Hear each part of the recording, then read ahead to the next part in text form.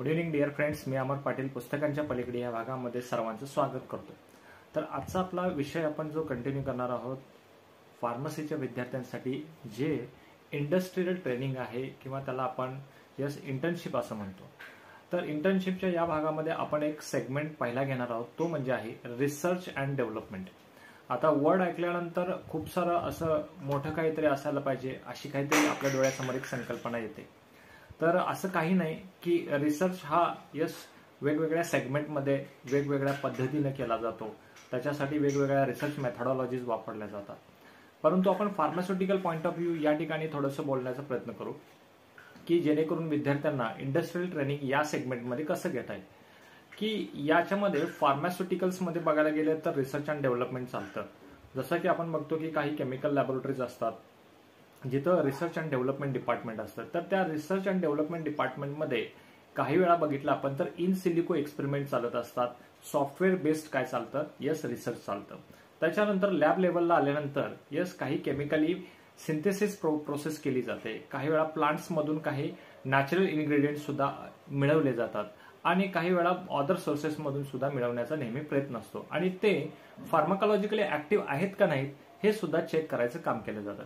हा झाला पहिला एक पार्ट। त्याच्यानंतरचा येतो की काही प्री क्लिनिकल पार्ट सुद्धा येतो की जिथं अॅनिमलवर एक्सपेरिमेंटेशन केलं जातं की तो ड्रग पुढे क्लिनिकल ट्रायल्समध्ये सुटेबल आहे का नाही। तर याच्यासाठीचा जो काही रिसर्च केला जातो त्याला प्री क्लिनिकल रिसर्च असं म्हणतात किंवा अॅनिमल रिसर्च असं म्हणतात। तर या ठिकाणी सुद्धा विद्यार्थी इंटर्नशिप किंवा ट्रेनिंग घेऊ शकतात।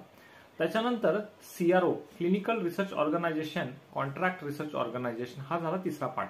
या तिसऱ्या पार्टमध्ये विद्यार्थ्यांना प्रोटोकॉल रायटिंग असेल किंवा SOPs कशा तयार करायचे असतात, इन्फॉर्म कन्सेंट कशा पद्धतीने फॉर्म भरून घ्यायचा असतो किंवा त्याचे वेगवेगळे पार्ट्स काय आहेत, IND पार्ट काय राहतो, NDA पार्ट कसा राहतो, अशा खूप साऱ्या गोष्टी या क्लिनिकल रिसर्च ऑर्गनायझेशन मध्ये CRO मध्ये खूप चांगल्या पद्धतीने शिकता येतील। आणि CRO मधले जे करिअर्स आहेत, फार्माकोव्हिजिलन्स आहे, क्लिनिकल डेटा मॅनेजमेंट आहे, मेडिकल रायटिंग आहे, मेडिकल कोडिंग आहे, तर खूप साऱ्या ह्या गोष्टी ज्या आहेत या काय करता येतील आपल्याला अचीव्ह करता येतील या इंटर्नशिप मधून। आणि त्याच्यानंतरचा तो तिसरा पार्ट जो आहे तो म्हणजे फॉर्म्युलेशन अँड डेव्हलपमेंट। तो रिसर्चचा पार्ट कसा आहे की ड्रग ज्यावेळी लॅब मधून अॅनिमल स्टडीज मधून ह्युमन स्टडीज मधून पास झाल्यानंतर त्याचं फॉर्म्युलेशन जे फायनली आहे ते बनलं पाहिजे। आता टॅबलेट फॉर्मेशन असेल, कॅप्सूल असेल, इंजेक्टेबल असेल, सेमी सॉलिड्स असेल, या सर्व प्रकारच्या फॉर्म्युलेशन डेव्हलपमेंटमध्ये सुद्धा काम करण्याची एक चांगली संधी मिळू शकते। तर याच्यामध्ये खूप साऱ्या फार्मास्युटिकल कंपनीज काम करत असतात। तर आजच्या भागामध्ये आज इथंच आपण थांबतोय, पुढील भागामध्ये आपण नेक्स्ट